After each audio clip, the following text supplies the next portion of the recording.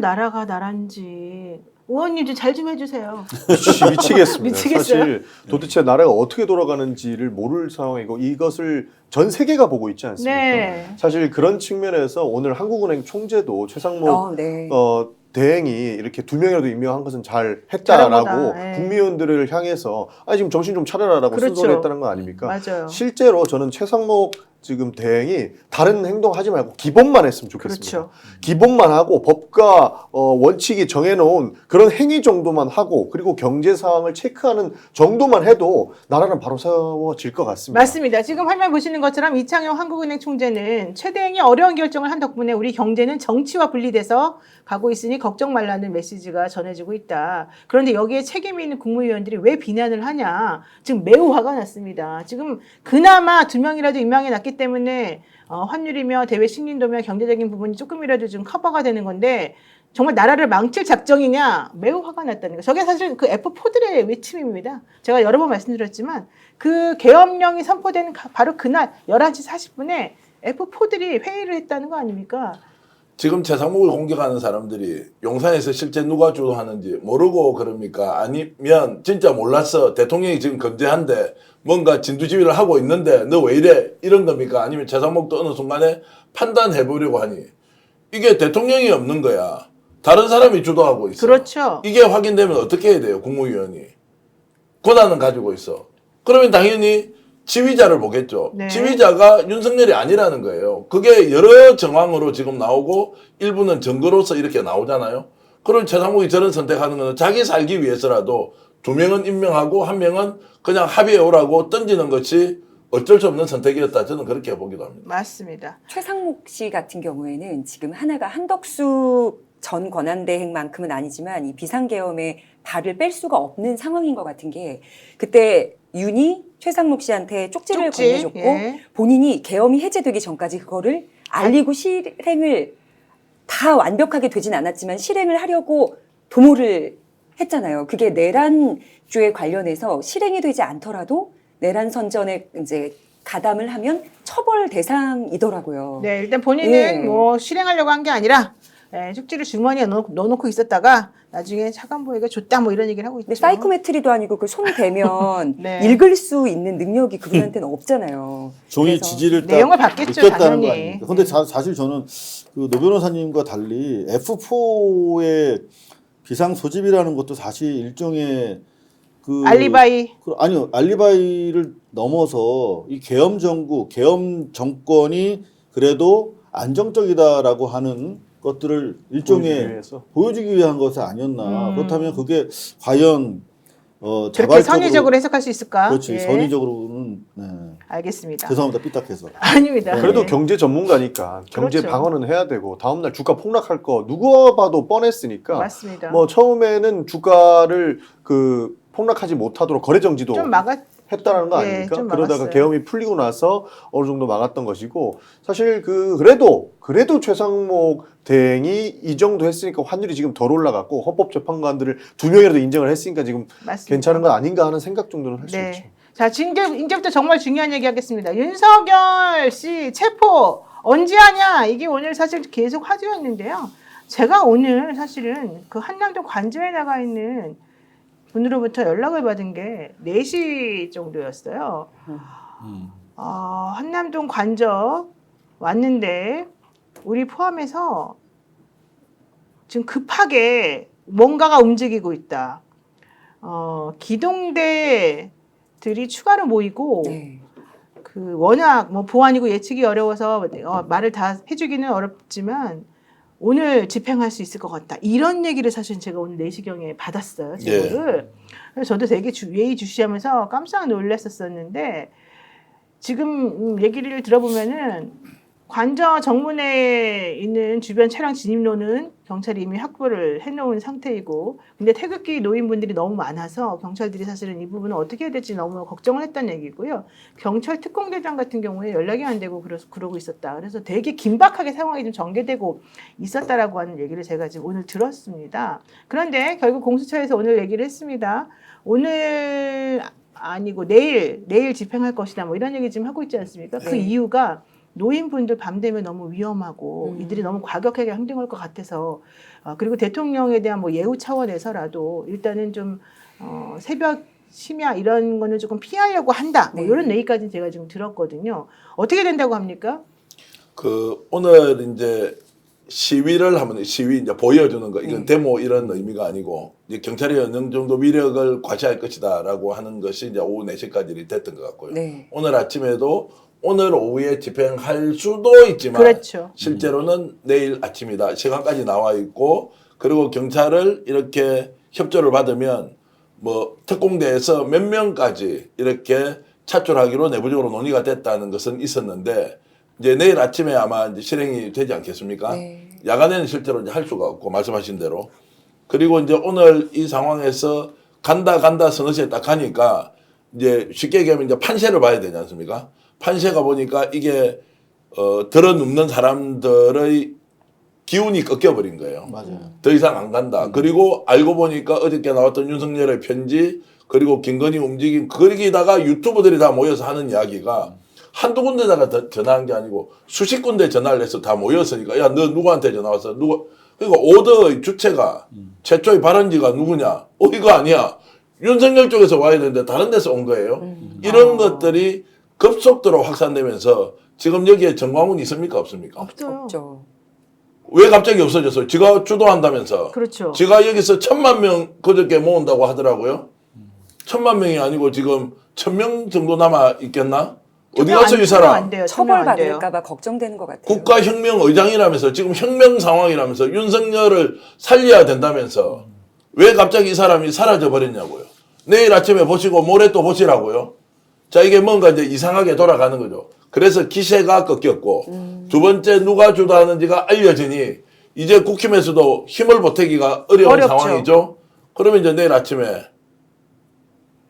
들어가는데 아마 깜짝 놀랄 만한 숫자의 경찰 병력이 투입되어서 네, 그런다고 하더라고요. 초동 진압 다 될 거예요. 여기서 또 하나 더 경호처 문제 가지고 우리가 지속적으로 문제 제기를 했지만 경호처 직원들이 매우 혼란스러워 한단 말이에요. 안에서. 근데 경호처는 제가 좀 예. 정밀하게 취재하셨죠? 좀 취재를 예. 했어요. 왜냐하면 사실 지난 22년 정권 초반에 얘들이 그 경호처법 시행령을 바꾸려고 막 이렇게 추진했던 적이 있잖아요. 그때 군에 대한 지휘. 그 지휘권을 갖겠다라고 네, 그때 했다가 3,000명. 당시에 그 민주당에서 적극적으로 대응을 해가지고 지휘감독이 이제 협의 정도로 해서 결국 이제 국무회의 통과가 다행스럽게 됐는데 그때부터 이미 예비적으로 김용현 경호처장은 계엄에 대해서 이미 준비를 해왔던 거죠. 만약에 그 시행령이 통과돼서 그때 한 1000명 정도 되는 그 경호 관련 군 병력에 대한 지휘권이 살아있다면 사실 내전 상황으로도 갈 수 있었던 네. 아찔한 상황인데 그때 이제 제가 취재를 하면서 경호처의 요소요소의 이제 그 커뮤니케이션 루트를 만들어 놨는데 오늘도 쭉 한번 전화를 돌려봤어요. 그랬더니 네.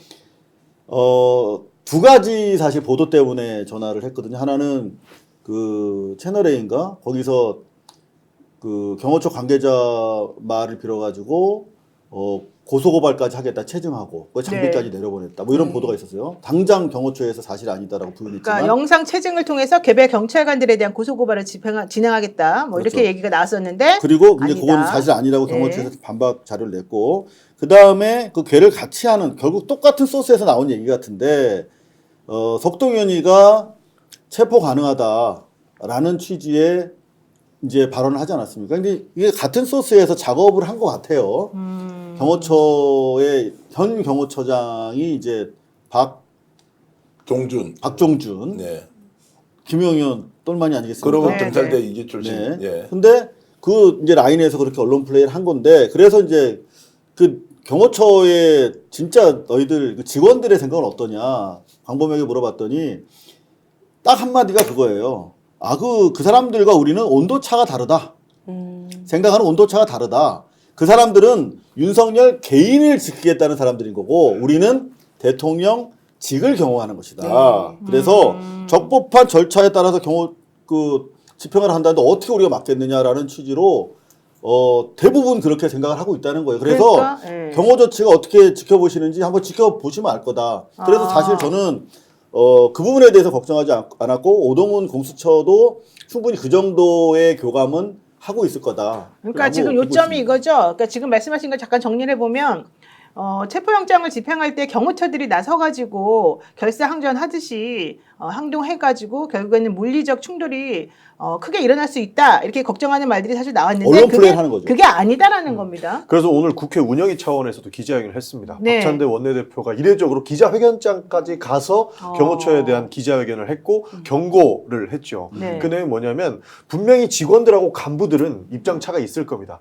기자님 말씀해 주신 것처럼 직원들은 사실상 까마득한 후배들이거든요. 그렇죠. 그래서 기자회견의 핵심 내용이 뭐였냐면 경호처장, 차장, 본부장 이상의 간부들은 윤석열 대통령이 잘못된 판단으로 본인 부하 직원들 전부 다 내란 혐의로 지금 수사받고 범죄자 될 수 있는 상황을 만들었는데 네. 당신들로 판단 똑바로 못 해가지고 부하 직원, 경호처의 일반 직원들을 마치 범죄자로 만들 수 있는 상황을 만들지 마라. 우리가 지켜보겠다. 왜냐하면 국회 운영위원회에서 피감기관으로 보는 것이 대통령 경호실이거든요. 그렇죠. 그렇기 때문에 간부들과 직원의 분리가 필요한 것이고 여기에서 만약에 경찰과의 대립이나 여러 가지 상황들로 유혈 사태라도 일어나 봐요.